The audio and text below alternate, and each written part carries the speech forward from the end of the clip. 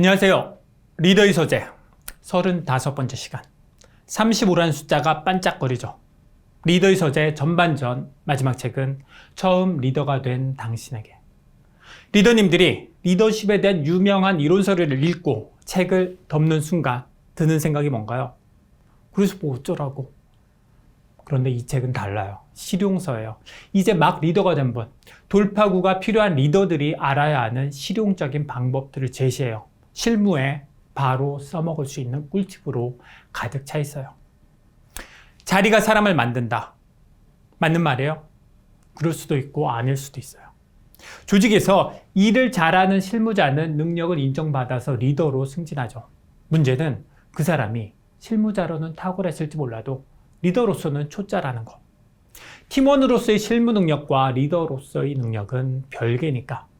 리더 자리에 올랐다고 해서 거저 리더로서의 능력이 생기지 않아요. 시행착오를 거치면서 리더로서의 능력이 생기는 건데 시행착오 과정에서 상처받고 떠난 사람이 적지 않아요. 책에 나오는 많은 꿀팁 가운데 시행착오를 줄이는 방법 몇 개를 뽑아봤어요. 먼저 동기유발. 팀원들이 열심히 일하도록 동기부여하기 위해서는 각자의 적성에 맞는 일을 맡기고 비난이나 야단보다 칭찬과 격려를 해야 한다 라는 건 리더님 모두 잘 아실 거고, 이 책의 저자는 리더에게 더 힘든 걸 요구해요. 모든 팀원을 편애하라. 여기 양복 입은 분 아세요? KFC의 코널 샌더스 아니고 필 잭슨 감독. 농구 역사상 가장 위대한 감독. 시카고 불스와 LA 레이커스를 이끌고 NBA에서 11번이나 우승한 그에게 기자가 우승 비결을 묻자 필 잭슨 감독은 말해요. 모든 선수를 편애하는 겁니다. 모든과 편애는 모순이잖아요. 그런데 잭슨 감독은 모든 선수가 나에게 특별한 존재라고 생각했고 선수들도 그렇게 느끼도록 노력했어요. 농구 왕제 마이클 조던, 샤킬 오닐, 코비 브라이언트 같은 최고의 선수들만 편애한 게 아니라 벤치 멤버 한 명 한 명까지 성공적으로 편애했기 때문에 팀원 모두가 하나가 됐고 원팀이 돼서 우승할 수가 있었죠. 농구팀이든 회사의 팀이든 리더가 누군가를 편애하는 순간 팀워크는 깨져요.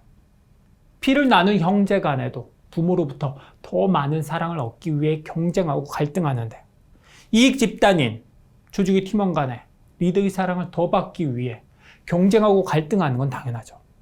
팀원들 모두를 편애할 때 팀원들이 조화를 이루어 톱니바퀴처럼 잘 돌아가죠. 팀원 관리의 핵심은 트러블 메이커 관리죠. 어느 조직에나 트러블 메이커는 있어요. 리더의 밀착 마크가 필요하죠. 그의 태도와 행동이 다른 팀원들에게 미치는 부정적인 영향을 차단해야 하니까. 1대1 미팅도 많이 해야 하고. 그런데 이때 절대 화를 내지 말고 조목조목 알아듣게 이야기하죠. 그리고 트러블 메이커와 대화하는 방법으로 아이스 키퍼. 아이스라는 이름에서 알 수 있듯 절대 흥분하지 말아야죠. 먼저 나의 걱정을 먼저 이야기한다.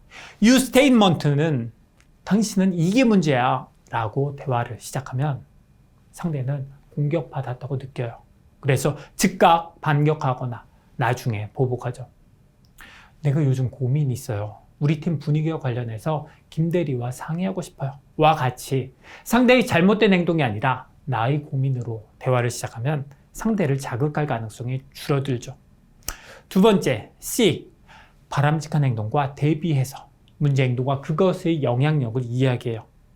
지난번 우연히 본 장면인데 김대리의 XX한 행동에 내가 당황했어요. 자칫 상처받는 사람이 있을 수 있겠더라고요. 상대의 감정을 자극하는 이야기를 해선 절대 안 돼요. 그런 행동을 한 이유를 넌지시 묻는 것도 좋죠. 혹시 그런 행동을 한 이유가 있을까요? 내가 모르는 이유가 있나 해서요. 세 번째, E. 해결책에 대해 이야기하는 설명 단계죠. 앞으로 어떻게 하면 좋을지 의견을 이야기해주면 좋겠어요. 와 같이 상대가 스스로 답변을 내릴 수 있도록 유도하고 부족한 부분에 대해서는 리더가 보완해주는 방식이 이상적이죠. 사실 아이스 기법은 트러블 메이커뿐 아니라 모든 팀원과의 1대1 미팅에 적용하면 좋죠. 누구나 지적받는 건 싫어하고 실수에 대해 직접적으로 지적하면 반감을 사니까. 요즘 팀장들 만나면 하나같이 토로하는 고통, 90년대생과 공생하기. 어느 시대에나 젊은 세대에 대한 고민은 있었죠. 3700년 전 수메르 점토판에도 요즘 애들 버릇없다는 기록이 남아있잖아요. 20년 전 제가 회사에 들어갔을 때도 그랬어요. 회사가 발칵 뒤집혔어요. 직장 선배들이 비명을 질렀죠. 이게 바로 말로만 듣던 신세대구나. 외계인이 들어왔어. 우리 회사 망했어. 기성세대가 아는 대표적인 착각은 본인은 신입사원 시절부터 알아서 일을 척척했다는 거죠. 당시 자신이 얼마나 고생했는지를 기억하지 못해요.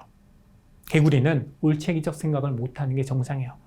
하지만 훌륭한 개구리는 올챙이적 생각을 떠올릴 수 있거나 올챙이를 이해하기 위해 노력하고 결국 올챙이를 잘 써먹을 줄 알아요.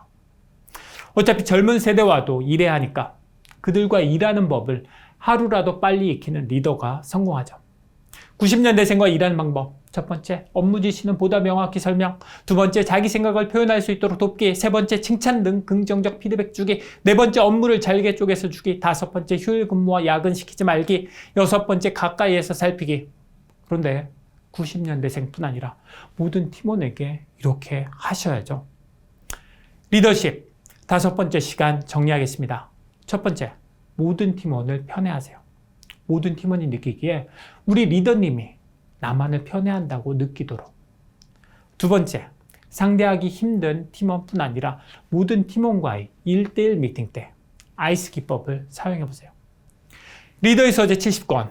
도대체 언제 끝나나 싶었는데 드디어 반환점을 도네요. 바쁘신 중에도 날마다 함께해 주시는 리더님들께는 감사의 박수를. 그리고 리더의 서재가 그리 힘들지 않을 거라는 아메이 본사 OXX 팀장에게 속아 죽도록 고생하고 있는 섭토끼에겐 심심한 위로와 격려를. 내일은 후반기 첫 책 하버드 회복 탄력성 수업을 보겠습니다. 세계 최고의 회복 탄력성 전문가인 게일 가젤 박사로부터 회복 탄력성을 높이는 방법을 배울 거예요. 하버드 출신인 리더님은 가급적 오시고 하버드 출신이 아닌 리더님은 반드시 오시기 바랍니다. 경제자산 그리고 건강자산.